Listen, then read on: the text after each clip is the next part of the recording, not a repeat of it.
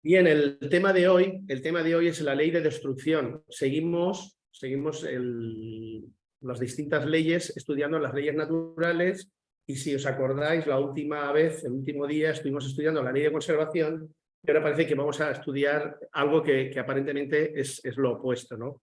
Que es la ley de destrucción. Y es una ley muy importante, muy necesaria, y por eso la vamos a estudiar, ¿no? La ley de destrucción, a ver si me deja. Vale, la ley de destrucción pues comienza con la pregunta 728 y entonces Kardec interroga a los espíritus: ¿la destrucción es una ley de la naturaleza o es algo que circunstancial o que hemos creado los hombres o la propia agresividad de los animales, o es algo que forma parte del caos o algo así? Y los espíritus son muy claros y muy concisos a la hora de contestar. Y ellos dicen: precisa que todo se destruya para renacer y regenerarse. Porque lo que llamáis destrucción no es sino una transformación que se propone por objeto renovar y mejorar a los seres vivientes. Este comentario, este texto es muy profundo y se presta pues, a un amplio análisis, ¿no? Nosotros brevemente, porque son muchas las preguntas y respuestas de este capítulo, vamos a hacer un análisis hasta donde podamos y brevemente. Pero fijémonos, nos dice: precisa que todo se destruya para renacer y regenerarse. Quiere decir que como estamos sometidos a la ley de evolución y a la ley de progreso, es lógico que nada se permanezca estacionario, sino que todo vaya cambiando. Que en lugar de llamarlo ley de destrucción, ley moral de destrucción, podríamos llamarla ley de transformación, pues sería perfectamente compatible. Sería algo que no sería ninguna quimera ni sería ningún absurdo, ¿no? Y claro, su gran objetivo es la renovación y la mejora del ser viviente. Es algo que en un primer momento, y sobre eso incidiremos después, puede parecer como algo negativo, como algo fatal, como algo definitivo, pero no.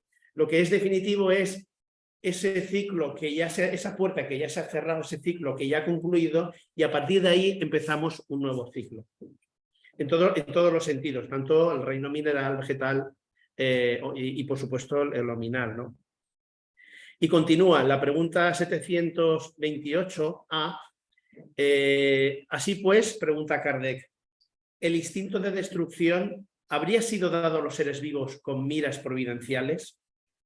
Y entonces aquí contestan: las criaturas de Dios, las criaturas se refiere a todos en general, son los instrumentos de que Él se sirve para alcanzar sus fines. Con el propósito de alimentarse, los seres vivos se destruyen mutuamente, y esto con el doble objetivo de mantener el equilibrio en la reproducción, la cual podría tornarse excesiva y utilizar los despojos de la envoltura exterior. Es decir, que aunque sea de forma mecánica, automática y en base a las necesidades de los animales el que se destruyan unos a otros para alimentarse, eso contribuye también a fomentar lo que es el equilibrio de la naturaleza, ¿no? Un equilibrio que permanece y ha permanecido durante miles, millones de años, podemos decir, ¿no? A través de todas las etapas de la evolución, ¿no? Pero esas criaturas de Dios vienen aquí, cumplen con esa función, y aquí nos lo aclara en el siguiente párrafo, nos lo aclara todavía más. Dice: pero lo que siempre se destruye, pues no podemos perderlo de vista, es la envoltura, la parte externa, que solo constituye el accesorio y no es la parte esencial del ser pensante, no es la esencia. Nos podemos destruir, los animales unos se comen a los otros, pero es solo la envoltura. Pero forman parte de ese proceso físico, material, pero que tiene repercusiones a nivel espiritual y que todo se encadena en la evolución, absolutamente todo. La parte esencial es el principio inteligente, que es indestructible, eso es indestructible, ahí la ley de destrucción no interviene para nada, pero la ley de transformación, si lo enfocamos de esa manera, como decíamos antes, sí que se puede decir, ¿no? Es indestructible, pero sí transformable. Entonces, la ley de destrucción lo que hace es que ayuda a través de lo material a que se transforme. Y se va elaborando ese principio inteligente, que es indestructible, se va elaborando en las diversas metamorfosis que experimenta. Y esto forma parte del gran escenario de la naturaleza, del gran escenario de la vida, y que de forma natural todos admitimos y aceptamos. A veces nos parece una crueldad, que, por ejemplo, un león se coma un animal indefenso que nos da pena, etcétera. Pero claro, aquí tenemos que no perder nunca la perspectiva de que en todo el reino animal, en todo el reino vegetal, etcétera, hay una armonía que a nosotros se nos escapa y que los biólogos y los científicos lo estudian y se maravillan de la sabiduría que hay detrás de todo ese equilibrio, y todo eso significa que ayuda y contribuye a que ese principio inteligente se vaya desarrollando. Porque al final, aunque nos dé pena, como decía, realmente lo que se está destruyendo es solo la envoltura material. Todos tenemos mascotas y sabemos lo que es perder una mascota. Yo recuerdo de pequeño cuando mi perro, el primer perro que tuvimos, que se cayó por la terraza de mi casa, un segundo piso, se cayó a la calle. Bueno, el disgusto que yo cogí, nos podemos imaginar, pero no hace falta ser tan joven. En cualquier edad les coges cariño y entonces parece como una injusticia. Sí que es lógico pensar que muy posiblemente, pues en los mundos más avanzados no sea necesaria esa agresividad o esa forma de conexión o de transformación de la naturaleza. A lo mejor esa ley de transformación, esa ley de destrucción, tiene otros parámetros, como luego a continuación podremos observar. A ver, que se me ha disparado. Por lo tanto, a lo que respecta concretamente al tema del hombre, la ley de conservación, nos dicen los espíritus, sirve de contrapeso a la ley de destrucción para que ésta no se produzca antes de tiempo y por eso se puede llevar a cabo. Porque claro, en el caso del hombre, en el caso de la naturaleza lo vemos claro. Es un mecanismo automático, los animales actúan por instinto y buscan siempre el tema ¿no? Pero claro, en el caso del ser humano, la destrucción no tiene que buscar porque sí la destrucción. Entonces, el otro día hablamos y estudiamos el tema de la conservación. Y la ley de conservación es importante porque, como aquí dice, es la voz secreta que le hace rechazar la muerte y que le está diciendo a su conciencia que todavía puede realizar algo en pro de su adelanto. Esa ley de conservación, por eso nos dicen que es el gran contrapeso, ¿no? El gran contrapeso para que hasta el último suspiro, hasta el último aliento, tratemos de esforzarnos y de luchar por la vida y por todavía ser útiles y hacer algo por los demás y por nosotros mismos. Y esto nos hace pensar, pues, por ejemplo, en el gran tema polémico que tenemos hoy día del tema de la ley de eutanasia. No vamos a polemizar ahora ni vamos a entrar en ese tema, pero aquí nos lo está diciendo bien claramente, ¿no? Luego ya, dependiendo de las circunstancias, de las situaciones, no se puede generalizar en cuestiones tan delicadas. Pero aquí esto sí que nos puede servir de referente y de ayuda para entender cuál es la finalidad tanto de la ley de conservación por un lado como la ley de destrucción por otro. Y la ley de conservación nos invita a que no nos desalentemos, lleva implícito el no desalentarnos y el que todavía, mientras hay vida, mientras hay posibilidad, con un cuerpo que no nos pertenece, que es un préstamo, poder hacer algo más por nosotros mismos, como decía, y por los demás, ¿no? Y nos dice, cuando un peligro se cierne sobre él, esta es otra de las cuestiones interesantes, es una advertencia para que aproveche la prórroga que Dios le otorga. Pero el ingrato casi siempre da gracias a su buena estrella y no a su creador. Aquí cuando estamos hablando de un peligro, es de una circunstancia que podía haber acabado de manera fatal, ¿no? Es que se ha salvado de un accidente por los pelos, o estaba escalando una montaña y no se ha caído de milagro. A veces una advertencia para decir, oye, si vas por ese camino, o si tú arriesgas de la vida de una manera innecesaria, pues chico, estás despreciando, no estás atendiendo a lo que es la ley de conservación, que eso forma parte de tu naturaleza y tienes obligación de llevarla a cabo con justicia y con sabiduría. Y ahí estamos, es una advertencia para decir, ojo con lo que haces, cuídate porque no sabes en qué momento la ley de destrucción te va a llamar a la puerta para que la materia, el cuerpo físico, se desorganice y mueras. Y mientras tanto, aprovecha el tiempo que tienes, que no sabes, nadie sabe nada más que Dios el tiempo que nos queda, pero aprovecha el tiempo y no te permitas vivir situaciones desesperadas o arriesgadas que puedan poner la vida en peligro, porque la vida en sí es un gran tesoro con el cual nunca podemos especular, sino todo lo contrario. Debemos de agradecer a Dios y aprovecharla con plenitud, ¿no? La cuestión de los mundos. En la cuestión de los mundos, pues nos podemos plantear, bueno, en todos los mundos es igual, sí. Dice, la destrucción, la necesidad de destrucción, la ley como tal actúa en todos los mundos, pero no es idéntica en todos ellos. Se halla en relación con el estado más o menos material de cada uno de ellos y cesa con un estado físico y moral más depurado. En los mundos más evolucionados que el vuestro, las condiciones de vida son muy diferentes. Es lógico. En la medida en que todo evoluciona, las costumbres se van suavizando, sobre todo desde el punto de vista humano, las costumbres se van suavizando. Ya no somos tan cómodos, porque muchas veces la ley de transformación o ley de destrucción actúa porque somos reticentes al progreso, somos muy acomodaticios, nos cuesta mucho trabajo cambiar. Y muchas veces y no porque no traigamos una planificación espiritual que nosotros mismos hemos elegido para cambiar y para actuar y para hacer muchas cosas, porque en el mundo espiritual firmamos muchas cosas con mucha valentía porque lo vemos muy claro, pero cuando venimos aquí, los condicionamientos materiales, el que dirán, la comodidad, los prejuicios, todo eso a veces nos instala en un comodismo que hace que podamos perder la vida, la existencia, sin hacer nada útil y no una vida, a veces muchas existencias. Entonces, ¿cómo nos aguijonean para actuar y reaccionar? Pues a veces quitándote lo que tienes, o perder un trabajo, o no tener salud.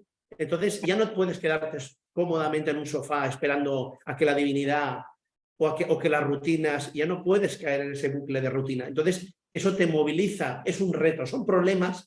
Pero como nos dicen los grandes pensadores, los problemas en realidad son retos. Retos que nos sacan del espacio de ese de confort para buscar soluciones a los problemas y a los desafíos. Y hay una frase de Indira Gandhi, que la hemos repetido muchas veces, en la cual ella al final de su vida daba las gracias a Dios porque le había dado una vida muy complicada.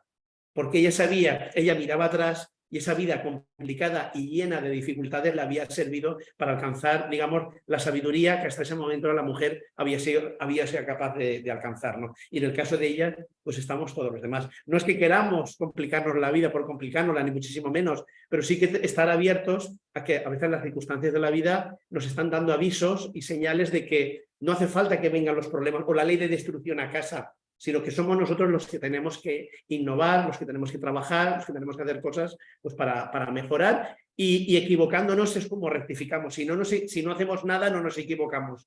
Y si no nos equivocamos, no sabemos a veces ni lo que está bien, ni lo que es correcto, ni lo que no es correcto, y además que no adquirimos experiencia, ¿no? Por eso muchas veces esas grandes catástrofes son verdaderas bendiciones desde el punto de vista espiritual, porque nos ayudan a mejorar y a cambiar, nos despiertan la solidaridad unos hacia otros, porque hay personas a las cuales no tenían necesidad de comer o de vivienda, y en una situación así de extrema urgencia, pues la gente se vuelca, saca lo mejor de sí mismo. En la pregunta 733 insiste, ¿no? Continúa con la anterior. La necesidad de destrucción se debilita en el hombre conforme el espíritu predomina sobre la materia. Esto es una forma sintética de lo que acabo de explicar en unos minutos. Cuando el espíritu predomina sobre la materia, el espíritu es el que controla la situación, sabe su realidad espiritual y sabe lo que quiere y a lo que viene. Está en contacto con sus guías espirituales a través de la oración. Es un ser muy agradecido, agradece a Dios todas las oportunidades, todo lo que Dios nos da. Por eso esa oración maravillosa que repite Divaldo al final de sus conferencias, que no es de él, creo que es de Amelia Rodríguez, es una oración maravillosa de gracias por las manos, gracias por los ojos que ven, gracias por la casa, puede ser una choza, no hace falta que sea un palacio, etc. Es un verdadero cántico precisamente a eso, a la humildad, al reconocimiento de esa oportunidad que nosotros tenemos, y eso lo que hace es que eleva al espíritu y digamos que a la parte material, las cosas materiales, se le da una relatividad y un enfoque muy distinto a cuando nos dejamos absorber por él y parece como que no hubiera un mañana, ¿no? Y a veces caemos, incluso los propios espíritas, pues, o los espiritualistas en general, si lo queremos decir así, caemos en contradicciones porque nos afectan mucho las cosas materiales y sin embargo luego hablamos de cosas espirituales. Chico, es lógico que hayan cosas materiales que nos afecten, pero tampoco hemos de darle esa trascendencia y esa importancia, ¿no? Hay que darle el valor que las cosas tienen, ¿no? Porque al final estamos aquí de paso y es todo absolutamente relativo, ¿no? Lo único que nos vamos a llevar va a ser nuestros hechos, aquello que hayamos avanzado y aquel trabajo que hayamos conseguido desarrollar. Los animales y el hombre. Esta es otra de las grandes cuestiones, ¿no? El hombre tiene derecho a matar animales para alimentarse, tiene derecho, etc. Y entonces aquí los espíritus le dicen a Allan Kardec, el derecho de destrucción de los animales se encuentra regulado por la necesidad de proveer a su alimento y a su seguridad. Jamás el abuso fue un derecho. Aquí son más que frases, hay párrafos y el contenido del libro de los espíritus que a veces parecen como sentencias. O sea, son cosas de las cuales se podría extraer, no sé, escribir artículos, ¿no? o libros sobre ello. Pero aquí nos está diciendo algo muy claro. Jamás el abuso fue un derecho. Aquí se me está ocurriendo, y sin querer entrar en polémicas, el tema de la caza, el tema de la pesca, aunque a lo mejor la pesca deportiva pues, se pesca y luego el animal, luego el pez se devuelve otra vez al río o al mar. Pero hay costumbres que tenemos los seres humanos, que los llamamos como arte, los llamamos como deporte, los llamamos como una serie de cosas, y son costumbres que, sin polemizar, pero que con el paso del tiempo, en la medida en que la parte espiritual vaya predominando sobre la parte material, toda esa serie de cosas poco a poco se irán disminuyendo y por su natural se irán perdiendo su interés y su fuerza, ¿no? Por eso, porque nunca podemos permitir que el abuso... porque al final es un préstamo y es algo a lo cual tenemos que utilizar aquello que necesitemos, no más de lo que nos parezca. Y aquí nos lo dice, cuando se mata por placer, por destruir inútilmente, significa predominio de la bestialidad sobre la naturaleza espiritual. Toda destrucción que trasponga las fronteras de la necesidad es una violación de la ley de Dios. Cuidado con lo que hacemos, porque a veces nuestro comportamiento podemos creer que no estamos haciendo nada y quizás estamos transgrediendo las leyes, ¿no? Claro, en su justa medida y en su proporción. Pero hemos de respetar la vida, porque al final todas las criaturas son de Dios, ¿no? Y sí, las necesitamos para alimentarnos por lo menos hasta el día de hoy, ¿no? En el futuro, cuando esta humanidad, con este mundo, esté en otras condiciones, pues quizás esas necesidades se irán suavizando, ¿no? Y las iremos sustituyendo por otras, como ya nos comentan que ocurre en otros mundos, ¿no? Cuando nos dicen, por ejemplo, que lo que nosotros comemos para ellos sería demasiado grosero, para ellos les provocaría un colapso en su estómago. Sin embargo, lo que ellos comen allí para nosotros no significaría nada, sería como tomar un caldito que prácticamente nos quedaríamos igual, ¿no? Pero es así, y es que es lógico que sea así, ¿no? Y dice el escrúpulo, esta es otra de las cuestiones que también plantea Kardec, por ejemplo, el tema de los animales cuando son sagrados, o el escrúpulo que hay con determinados animales por creencias religiosas o culturales, o lo que sea. Y dice el escrúpulo en sentido contrario se trata más de un temor supersticioso que de verdadera bondad, y cuyo mérito se ve neutralizado muchas veces por abusos de toda índole, ¿no? O sea, en realidad, esa aparente bondad es más supersticiosa que real, porque a lo mejor hay animales que respetan muchísimo, pero sin embargo hay otros animales que son animales tan dignos como esos o más, y sin embargo se les desprecia y se les mata de una manera impune y de una manera sin ningún interés, ¿no? Más que pues el de la diversión o cualquier circunstancia, ¿no? A ver por aquí, a ver por aquí a ver. Vale, vamos a continuar. Vamos bien, de momento vamos bien. Vamos bien, vale, gracias. Vale, seguimos con la siguiente. A ver. Vale. Las calamidades destructoras. La destrucción es necesaria para la regeneración moral de los espíritus. Hay que ver el final para evaluar los resultados y no quedarnos con la apariencia. Aquí ahora Kardec sigue incidiendo en el tema de las calamidades destructoras. Aquí ha hablado de la ley de destrucción a nivel genérico, pero aquí ya se refiere a lo que son auténticas calamidades, pues un maremoto, unos terremotos, incendios, etcétera. situaciones que son muchas veces dramáticas y que se cobran vidas de forma lamentable, ¿no? Y aquí nos lo dice, la destrucción es necesaria para la regeneración moral de los espíritus. Hay que ver el final para evaluar los resultados y no quedarnos con la apariencia. Esa es la gran cuestión. Y dice, tales trastornos son a menudo necesarios para acelerar el advenimiento de un orden de cosas mejor, trayendo en unos pocos años lo que hubiera demandado muchos siglos para producirse. Esto es para pararse y reflexionar, ¿no? Son trastornos que nos generan dolor y sufrimiento temporal, pero que en realidad nos están ayudando para evolucionar mucho más rápidamente, como comentábamos al principio, porque si no nos hubiera costado mucho trabajo, mucho tiempo, no trabajo, sino mucho tiempo, el poder llegar a esos estados de progreso y de evolución, ¿no? Claro, aquí surge la pregunta, dice, bueno, ¿y es necesario que tenga que ser siempre por el dolor, la destrucción y tal? Y nos dicen, no. Y aquí nos dice algo que, en base a esa falta de gratitud y esa falta de espiritualidad, hay muchas cosas que las olvidamos por descuido y más que por ignorancia, por falta de análisis y de emplear tiempo para las cuestiones espirituales. Y aquí nos lo dice en el mundo espiritual muy claramente. Dice, Dios emplea otros medios para progresar mediante el conocimiento del bien y del mal. El hombre es el que no los aprovecha. Es menester se le castiga en su orgullo y se le haga sentir su fragilidad. Claro, los mundos superiores, como ya tienen un conocimiento del bien y del mal, y el hombre aprovecha los medios que Dios le proporciona para el progreso, no es necesario que la ley de destrucción actúe pues, como a veces con la violencia con que actúa en un mundo como es el nuestro, ¿no?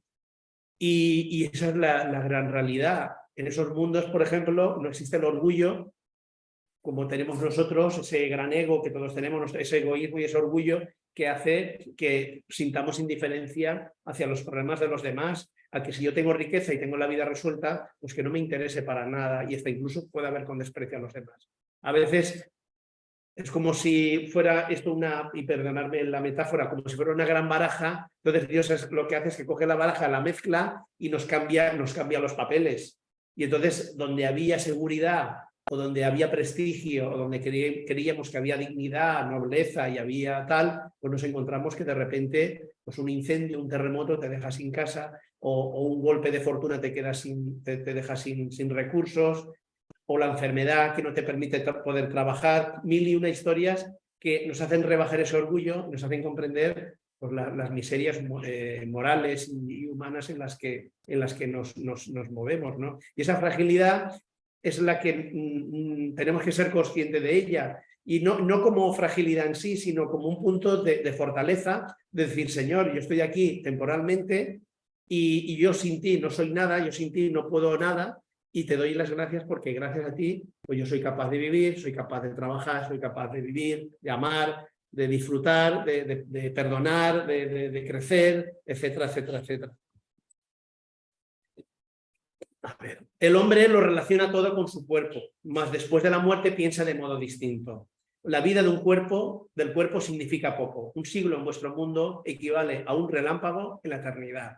Una existencia con dificultades, con situaciones difíciles, con mucho sufrimiento. Si la persona lo lleva con resignación, con paciencia y con fe, eso le sirve espiritualmente después de una manera extraordinaria, porque le catapulta hacia un progreso que quizás no hubiera conseguido en muchos siglos, en otras condiciones mucho más, digamos, laxas, mucho más cómodas, mucho más tranquilas. Sin embargo, ahí, a través de una existencia difícil, el espíritu puede progresar mucho. ¿Por qué? Porque al final el cuerpo se queda aquí, como aquí nos dicen, ¿no? El hombre todo lo relaciona con el cuerpo y parece que si el cuerpo falla, pues se acaba el mundo, se acaba todo. No, no debemos, la espiritualidad, la vivencia de la doctrina espírita y el conocimiento de la doctrina espírita nos lleva a comprender que no debemos de relacionarlo todo con el cuerpo físico, que somos algo más que materia, que tenemos un perispíritu, que tenemos un alma, tenemos un espíritu que es inmortal.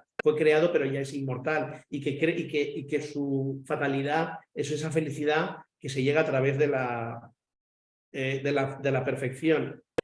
Y por eso aquí nos dice que después de la muerte piensa de modo distinto.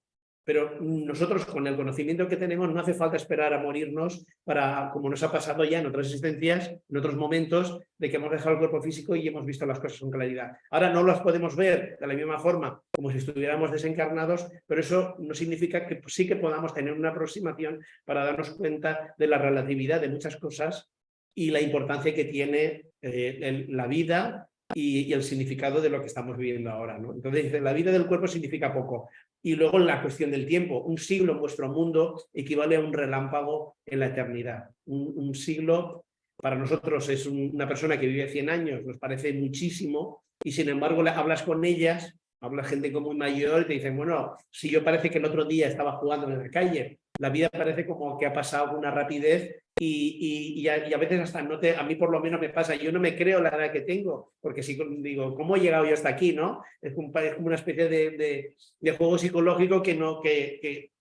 porque claro, cuando tú eres joven y ves a los mayores, pues ves unas personas ya mayores con una mentalidad, etcétera, y sin embargo dices, bueno, es que yo ya estoy ahí y yo no me veo como yo los veía a ellos, ¿no? Y es la relatividad de las cosas, ¿no? Y dice, el mundo real, el mundo espiritual nos dice, el mundo real es el de los espíritus, preexistente y sobreviviente a todo. Los cuerpos no son sino, fijaros, disfraces temporales. El general se preocupa más por sus soldados que por los uniformes de estos. El general a que se refiere a la divinidad, ¿no? Dios. Él le interesa mucho más nuestro progreso, nuestra evolución. Nosotros somos todavía niños espirituales y para él es mucho más importante pues lo que es el soldado en sí, como siguiendo esta metáfora, que el uniforme. El uniforme se puede rasgar y de hecho los soldados más valientes pues muchas veces son los que más se ensucian y son los que están en primera línea, pero luego son los que se llevan el mayor mérito, ¿no? Y esto es un símil con lo que es la realidad espiritual, ¿no? Podemos pasar mil cosas, mil situaciones, pero al final el espíritu es el que se purifica y el que se limpia, y el que sigue adelante. Vamos a continuar. Seguimos con el tema de las calamidades destructoras y nos dicen, si se considerara la vida conforme a lo que es y cuán pocas cosas significa con relación a lo infinito, se le concedería menos importancia. Esas víctimas tendrán en una existencia ulterior amplia compensación por sus padecimientos si saben sobrellevarlos sin protestar. Y para el espíritu lo mismo da morir individualmente que colectivamente, porque al final tú eres uno y sus circunstancias, ¿no? Y es eso, que en realidad si uno lo sabe llevar, lo sobrelleva bien, pues luego vamos a recibir una compensación a esos padecimientos si sabemos sobrellevarlos, como aquí dice, sin protestar, ¿no? Espera, esto va muy rápido. Nos es necesario, por eso nos dicen, nos es necesario morir cuando la hora de partir ha llegado, sea individualmente o en grupo, como hemos comentado antes. Y Allan Kardec añade, si pudiéramos elevarnos con el pensamiento de manera de obtener una vista panorámica de la humanidad entera, esos flagelos tan terribles no nos parecerían otra cosa que tempestades pasajeras en el destino del mundo. Sigue redundando lo que son las grandes catástrofes que nosotros hemos pasado ahora una pandemia, por ejemplo, que ha dejado por el camino a miles, millones quizás de personas en todo el mundo, pues son situaciones que de alguna manera, aun sea accidental o sea por lo que sea, pero de alguna manera había que vivirlo, ¿no? Y las casualidades sin duda no existen, ¿no? Y todo sirve y contribuye a nuestro progreso, ¿no?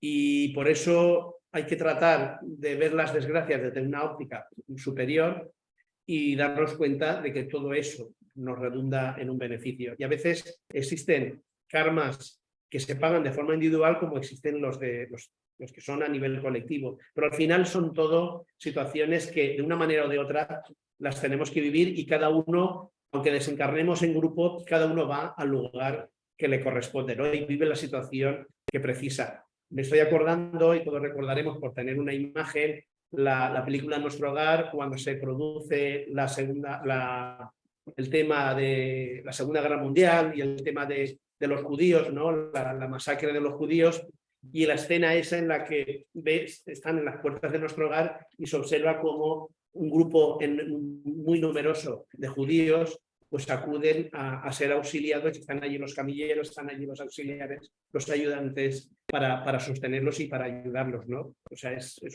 una situación muy gráfica de lo que realmente, y que son situaciones que tenían que vivir de una manera o de otra, pero tenían que vivirlas, ¿no?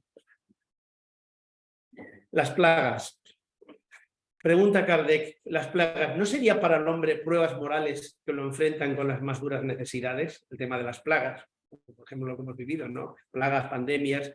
Dice, las plagas son pruebas que ofrecen al ser humano ocasión de ejercer su inteligencia y poner de relieve su paciencia y resignación a la voluntad de Dios, colocándolo en situación de manifestar sus sentimientos de abnegación, desinterés y amor al prójimo, si no está él dominado por el egoísmo, ¿no? O sea, por un lado, las plagas, por ejemplo, nosotros hemos vivido una pandemia recientemente, pero bueno, todos sabemos históricamente el tema de la peste y otras plagas que se han vivido, o la lepra en otra época que era terrible, y otras enfermedades que gracias a Dios hoy día ya se han resuelto, o están prácticamente extinguidas.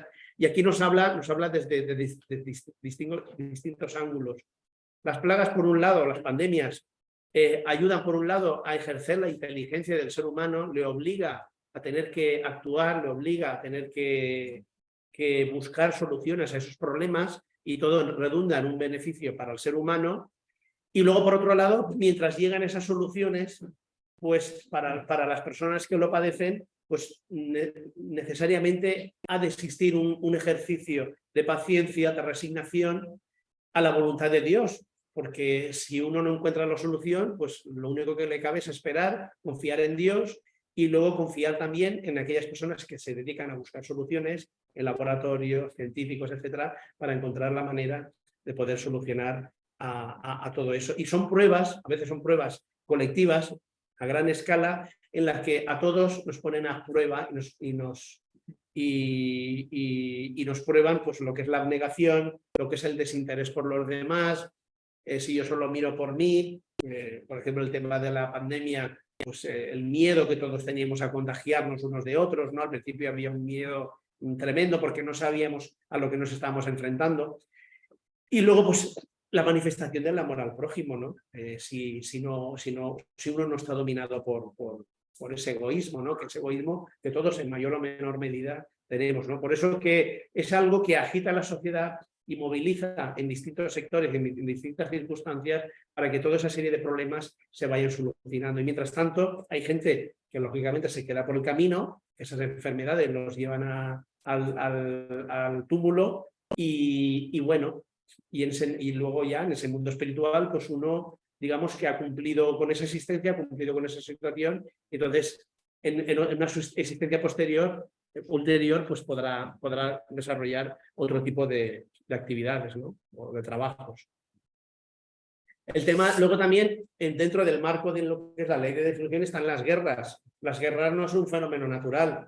Es natural en cuanto a que forma parte de la naturaleza humana en la cual nos enfrentamos, somos territoriales como algunos animales, pero sin embargo, el tema de las guerras, afortunadamente, con el paso del tiempo, todo eso se va aminorando, o ya no tenemos digamos, el interés que existía o la justificación que existía en otra época como pueda existir hoy día, ¿no? Su causa viene motivada, aquí lo dicen los espíritus siempre con sus sentencias, su causa viene motivada por el predominio de la naturaleza animal sobre la espiritual y la saciedad de las pasiones, ¿no? Querer someter al otro, querer dominar al otro, querer robarle, porque al fin y al cabo las guerras es invadir a otro para robarle lo que es de él, para apropiártelo tú y digamos que darle una legitimidad de honor o de orgullo, de bandera, de patria, etcétera, ¿no? Querer dignificar algo que en realidad pues es una mera pasión de dominio y de ultrajar al prójimo, ¿no? Conforme el hombre va progresando, se torna aquello menos frecuente, porque él evita las causas que la desencadenan. Y es verdad, hoy día las guerras, aunque claro, alguien podría decir, bueno, hay muchas guerras en el mundo todavía, y es verdad, pero sí que es verdad que hoy día ya no se justifican con tanta facilidad, ¿no?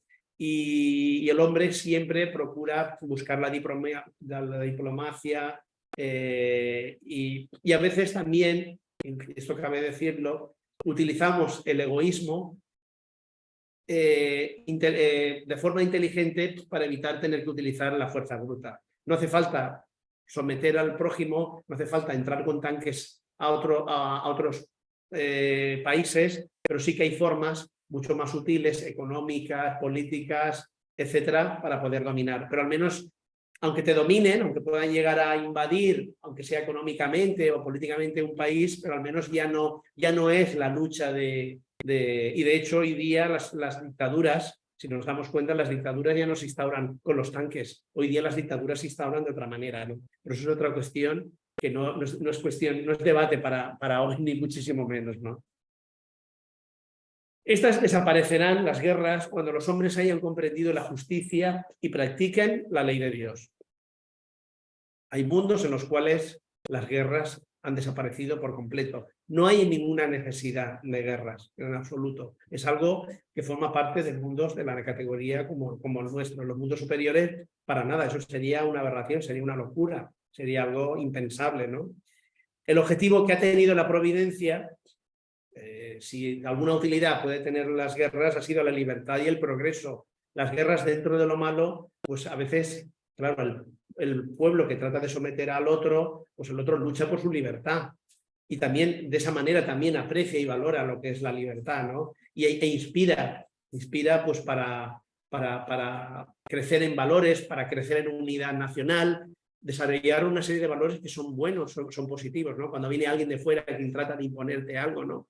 Ahí genera una unión, una complicidad, te saca a lo mejor de ese adormecimiento que hablábamos antes, ¿no? El sentido patriótico tiene un sentido noble y un sentido positivo, ¿no? Y luego, pues el progreso porque muchas veces, aunque la finalidad sea la fuerza bruta y sea la del dominio, pues por lo general suelen provocar, en la mayoría de ellos, pues una mezcla de culturas, mezclas de religiones, mezclas de razas, etcétera. Y esta mezcolanza pues siempre trae, a la larga, trae cosas positivas. De momento siembran el terror, pero a la larga siempre pueden traer situaciones positivas. Sin ir más lejos, tenemos América Latina, el mestizaje que hay. Ese mestizaje no es algo que viene por ciencia infusa, viene por una mezcla de culturas, una mezcla de razas, y que el origen fue un pueblo queriendo someter al otro pueblo y eso nos lleva con el paso del tiempo y con mucho sufrimiento, con mucho dolor, nos ha llevado pues, al progreso del que disfrutamos hoy día. Es un progreso que en el futuro no habrá necesidad de todas esas barbaridades, gracias a Dios, ¿no? Seguimos. El tema del asesinato. Yo creo que todos lo tenemos claro. El asesinato es un gran crimen porque el que arrebata la vida a su semejante troncha una existencia de expiación o de misión, y en ello reside el mal. En legítima defensa, solo la necesidad puede excusarlo, pero si se puede preservar la propia vida sin atentar contra la del agresor, se debe de hacer. Se debe hacer porque Carlet dice, bueno, y en un caso no se debe matar, de acuerdo, pero si en un caso de que alguien viene a agredirte o a matarte, uno tiene derecho a defenderse. Y entonces, claro, aquí los espíritus dicen, en legítima defensa solo tiene excusa, ¿no? en una situación así. Pero claro, si se puede preservar la vida, mucho mejor que no eliminarla, ¿no? Eso ocurre también, como leíamos antes, en el tema de las guerras. ¿Dónde están los límites de la guerra? Porque un soldado cumple órdenes, pero sabemos cuando invaden, muchas veces los ejércitos invaden ciudades o pueblos, las barbaridades que luego y el ensañamiento que tienen luego con la población. Eso no forma parte, digamos, de las reglas, si es que se puede decir así, de la guerra. Eso ya es algo que ahí entra ya la brutalidad y es una gran prueba en la cual muchos de esos soldados que se ven empujados a una situación tan crítica como es esa para ir al frente de la guerra, pues cuando actúan con esa barbarie, eso les contamina, digamos, los ensucia espiritualmente y luego tendrán que pasar muchos siglos para poder lavar todo el daño que esa gente de forma impune hacen a la población, violaciones, asesinatos, juicios sumarios, a capricho, etcétera. Todas esas barbaridades que se hacen, todo eso luego tiene sus repercusiones, ¿no? El grado de humanidad tiene mucho valor en esos momentos de contienda, ¿no? el odio acumulado, cuando en realidad no es lógico ese odio, ¿no? Y dice, en las guerras, mira, yo pensaba que esto no lo habíamos saltado, pero en las guerras no es culpable cuando está obligado a ello por la fuerza, pero sí es culpable de las crueldades en que incurra y su humanidad, el grado de humanidad que tenga. En cambio, le será tenida en cuenta, y muy en cuenta. Eso es muy, muy importante, ¿no? Eso es muy importante. Continuamos. El tema de la crueldad es otro de los grandes ángulos de la cuestión de la ley de destrucción, ¿no? La crueldad es el mismo instinto de destrucción, o sea, el origen está en el instinto de destrucción, pero lo que tiene de peor, lo que tiene de más crudo. Porque si la destrucción constituye a veces una necesidad, puede ser una necesidad, hemos visto antes, matar animales para comérnoslo, la crueldad no lo es nunca. La crueldad no lo es nunca, nunca puede ser, nunca puede tener una justificación, aunque tenga un instinto, tenga un principio en un instinto natural, ¿no? Todas las facultades existen en el hombre en estado rudimentario o latente y se desarrollan según las circunstancias les sean más o menos propicias. El desarrollo del sentido moral va debilitando poco a poco las facultades puramente animales. La crueldad, las guerras, el asesinato, hay determinadas cosas que provoca al ser humano o ejercita el ser humano que no están justificados bajo ningún concepto, ¿no? Más allá de lo que son las plagas, lo que son las destrucciones colectivas, y etcétera, situaciones que no dependen del ser humano. Pero aquello que depende del ser humano sí que tenemos una responsabilidad y una responsabilidad muy grande, ¿no? Por eso todo tiene un principio, un porqué y un para qué, pero en cuanto nos salimos de ese carril, automáticamente estamos ya incurriendo en responsabilidades, ¿no? Y vamos ya avanzando.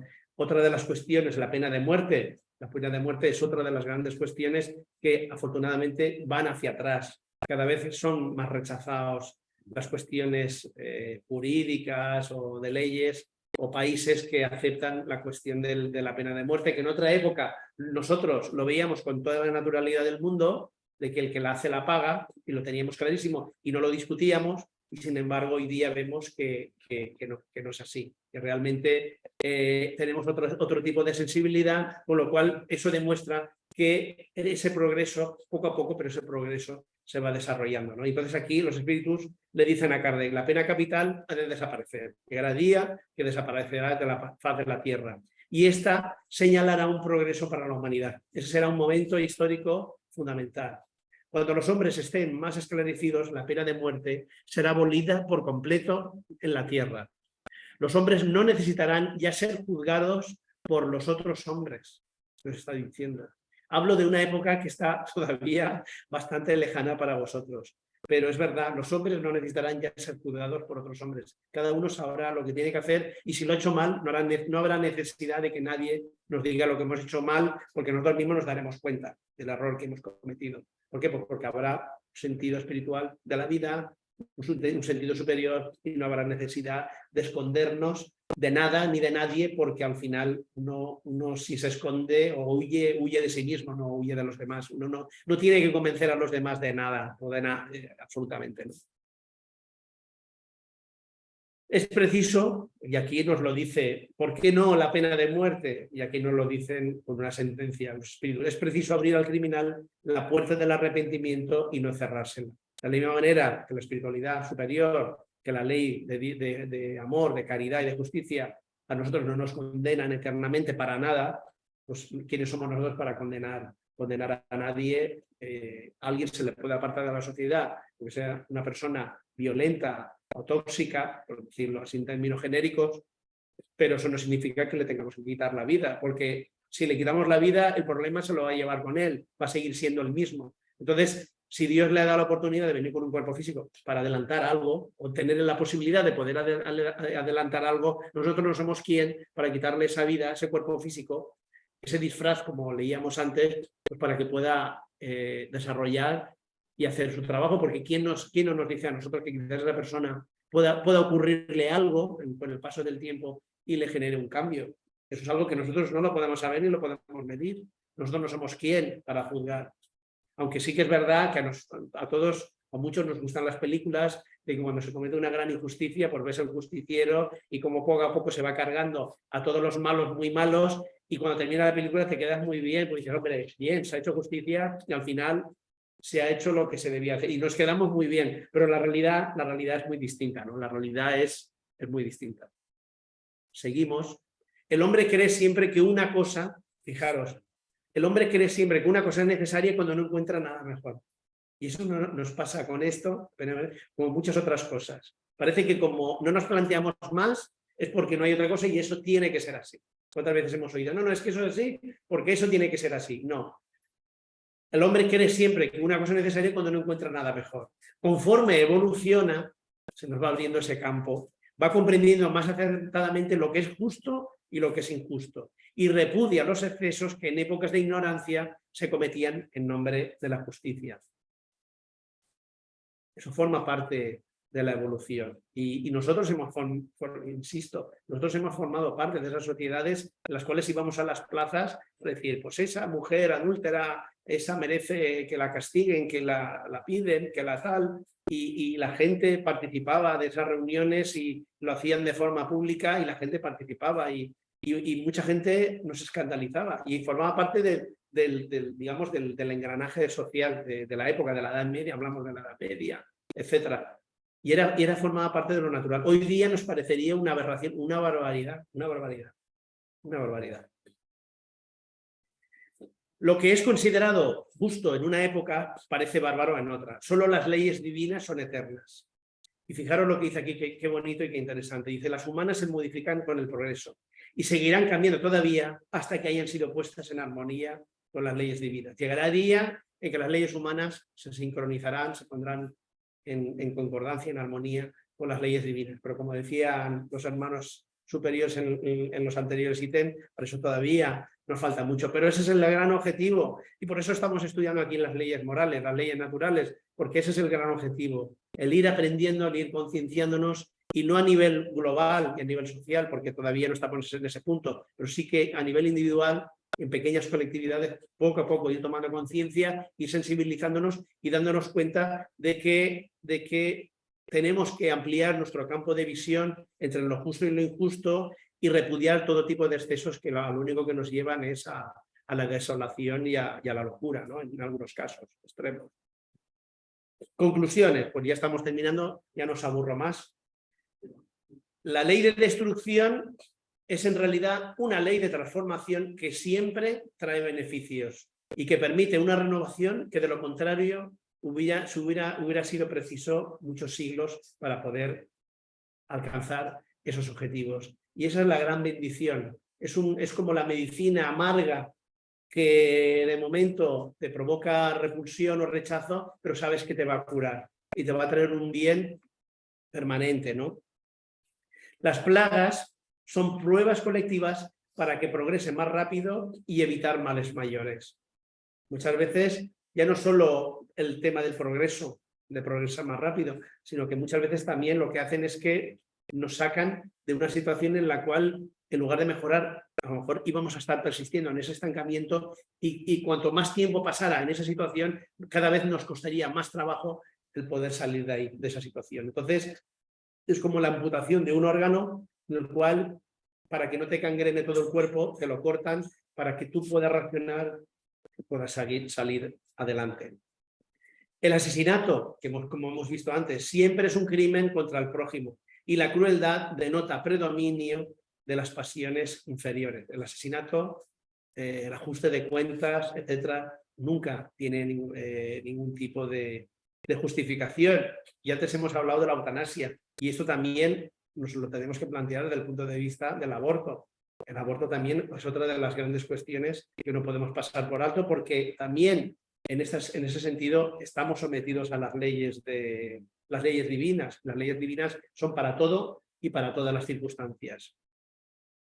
Y por último, las leyes humanas algún día, como veíamos anteriormente, se pondrán en consonancia con las leyes naturales que son las leyes de Dios, ¿no? Y en eso estamos y ese es nuestro camino. Bueno, y hasta aquí me he dejado algunas cosas que, bueno, que me las he saltado porque, claro, para no hacerlo esto muy denso, Luego también está el libro de Joana de Angelis, de Leyes Morales, psicografiado por Divaldo Pereira Franco, que también nos habla de las distintas leyes, pero desde otros enfoques. Pero queremos que con este estudio centrarnos en lo fundamental, ¿no? En estas frases que, como decía, son como sentencias, son pensamientos muy profundos que nos tienen poco a poco que ir calando, ir concienciándonos de ellos para que nos ayuden. Es como las reglas matemáticas. Sabiendo las reglas matemáticas básicas, luego nos pueden ayudar a resolver problemas mucho más complejos. Pero si no tenemos una base, no podemos avanzar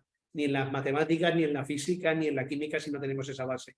Y la base para el progreso, para la espiritualidad, se encuentra precisamente en esas grandes leyes universales. Y esa es la base en la cual nosotros tenemos que beber continuamente y tenemos que estudiar, aparte de lo que supone el comportamiento que el Evangelio nos va aportando y que nosotros también regularmente estamos estudiando y vamos tratando de profundizar. Mira, una anécdota. El otro día en casa se me ocurrió coger el Evangelio y abrirlo al azar y me salió, que aquí se ha leído muchas veces y se ha comentado, me salió el capítulo, no, el ítem sobre el deber, que está escrito por el espíritu de Lázaro. Qué maravilla de capítulo, cada frase, una profundidad extraordinaria. Y como ese ítem, los distintos capítulos, es mucho lo que todavía podemos profundizar. Y puesto que a veces vemos las cosas de una manera muy superficial, y yo el primero, me parece como que leemos el libro y ya prácticamente ya lo tenemos claro. Pero lo que nos falta todavía es profundizar para interiorizar y ampliar esa franja de lo justo y lo injusto y discernir para que ese sentido, esa inteligencia espiritual que todos tenemos, el ir desarrollándola para ser más felices, más aptos y equivocarnos el menor número posible de veces, ¿no? En las distintas situaciones que tengamos que vivir. Y bueno, hasta aquí voy a cerrar lo que es la presentación y ya pues vamos a dar paso a... He dado aquí sin querer. A ver, vale, esto cerramos y ya nos vamos a... Vale, muy bien. Pues nada, ya si queréis, a ver, yo creo que permitir que se cambie de activar los micrófonos por ellos mismos, o sea que si alguien virtual o presencial, alguien quiere preguntar o quiere comentar alguna cosa, quiere hacer un comentario, alguna cosa sobre lo que hemos visto, lo que hemos hablado, yo creo que como tantos otros temas, pues son siempre muy interesantes. ¿Algún comentario, alguna pregunta? Yo quería preguntarte, ¿cómo afecta al individuo, porque todos somos diferentes, la muerte es colectiva, porque es un tsunami que se lleva a millones de personas?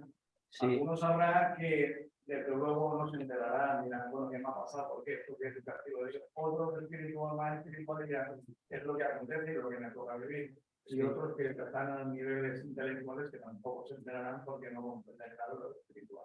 ¿A cada uno lo afectará de una forma diferente? Claro, eso es lo que hemos estudiado, ¿no? Que es lo que nos explican los espíritus en el capítulo, que a cada uno le afecta de manera diferente, ¿no? Y podemos ir tú y yo juntos en un avión, por ejemplo, codo con codo, pegados, y estrellarse el avión, desencarnar los dos instantáneamente al mismo tiempo y cada uno tomar un camino diferente.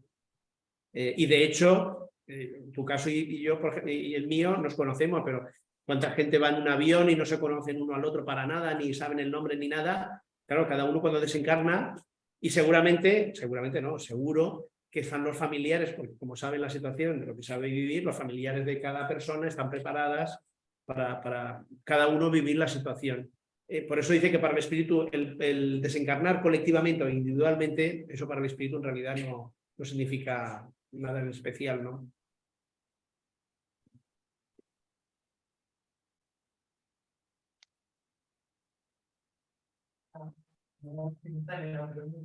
Sí. La ley de destrucción también abarca a lo que son los sistemas solares, también, ¿no? Los mundos, ¿no? Tienen una vida útil, ¿no? Sí, exacto. Los planetas, sí, muy buena pregunta, gracias, Dan. Sí, los planetas también evolucionan y también se transforman.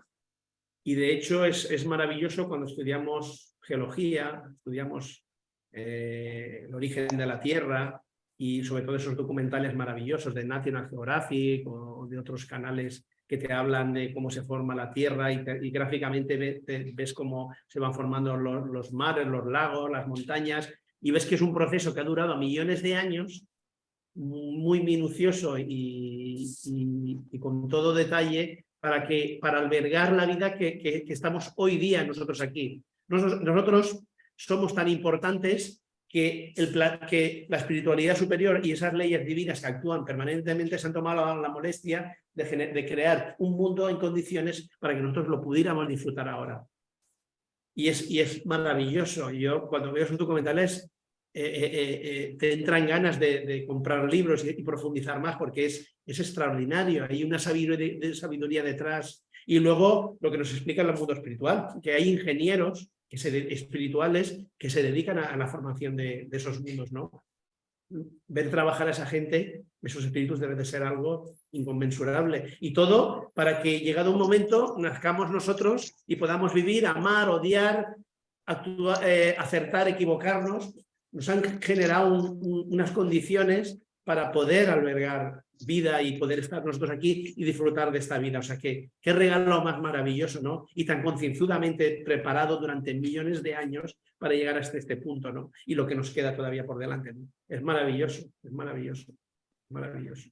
Y por supuesto que evolucionan y se transforman. Al igual que este planeta seguirá transformándose, al igual que ocurre con las razas irán evolucionando y lo que somos hoy día, dentro de miles de años, pues a lo mejor habrán otras razas, seguro, más perfectas que las nuestras. Y esta raza de ahora, actualmente los niños lo estudiarán como algo relativamente primitivo. Para nosotros nos parece natural, pero para ellos será como algo relativamente primitivo para la sutileza y para el grado de evolución que ellos habrán alcanzado. Es una armonía perfecta extraordinaria que a nosotros todavía se nos escapa, ¿no? Y algún día, todo esto lo podremos abarcar y lo podremos entender.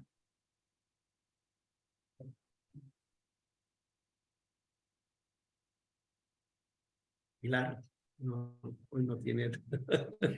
Simplemente, y los estudiosos de la formación de los planetas llevan un tiempo de vida del planeta Tierra de 5.000 millones de años. Nos veremos. Nos quedamos un ritmo crítico en el tema.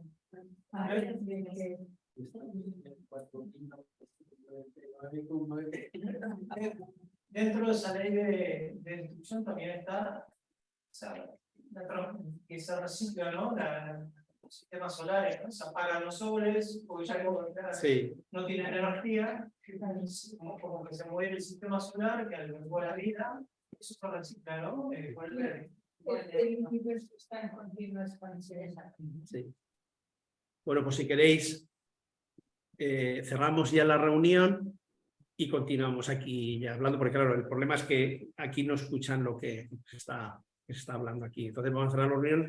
Simplemente recordar que ya cerramos este ciclo de charlas, tanto de Pilar como María Ángeles, Pepe, Daniel y yo mismo hemos estado a lo largo de este curso, de este año, impartiendo las charlas, los comentarios. Os queremos agradecer vuestra participación, vuestro interés, el estar cada día ahí. Y nada, emplazaros ya por el mes de septiembre, que bueno, ya os iremos diciendo las actividades, los cambios que se van a ir produciendo. Y nada, y agradeceros y simplemente, pues eso, desearos un feliz verano, ¿eh? Y ahora yo os dejo con Alba, que va a hacer la oración de cierre. Ya. Bueno, en este momento, después de esta enseñanza, vamos a elevar nuestro pensamiento hacia la espiritualidad superior para dar gracias por este ciclo que terminamos hoy, pero que no por eso vamos a olvidarnos, sino que por el contrario, aprovechemos este tiempo de vacaciones para leer un libro, para continuar con el estudio. Sabemos que hay mucho material para ir avanzando, para prepararnos más. Gracias, amado Jesús, por habernos permitido aprender tantas cosas.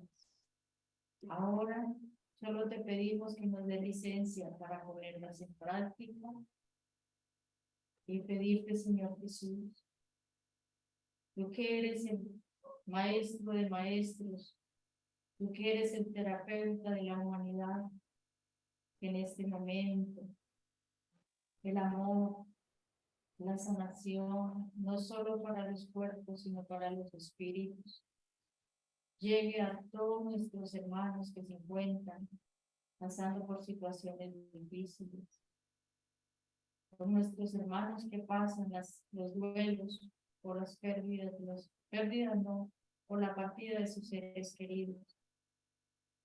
Que el amor nos envuelva a todos, que la paz nos acompañe y que sigamos de tu mano, Señor, para poder avanzar cada día. Darle gracias a todos nuestros hermanos que se encuentran aquí reunidos, tanto encarnados como desencarnados, y hacerles la invitación para que continuemos esta bella labor. A los mentores de esta casa, gracias infinitas. A nuestros guías, gracias también por acompañarnos, por llevarnos por el camino de la evolución. Que la paz y el amor del Creador reinen en cada uno de nosotros y que así sea. Sí, sea. Que así sea. Bueno, Muchas gracias. Venga, un abrazo para todos. Muchas gracias y Muchas gracias a felices todos. vacaciones para vosotros. Feliz verano. Feliz vacaciones para todos. Hasta luego. Gracias, Tere. A todos. Bueno, gracias, Chema, gracias, Alba y etcétera. Vale, adiós. Hasta la próxima. Adiós. Hasta luego. Chao.